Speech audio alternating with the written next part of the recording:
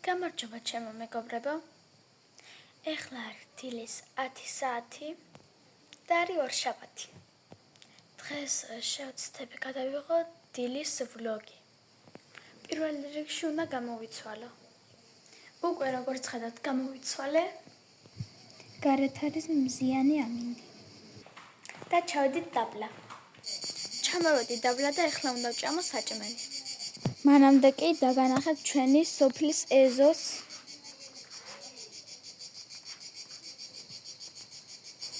ესაა მეგობრებო ჩვენი აუზი. საჭმელი უკვე ვჭამე და ეხლა ცოტა ხანში უნდა ჩავედე ბასეინში. ალბათ 2 ან 3 საათზე.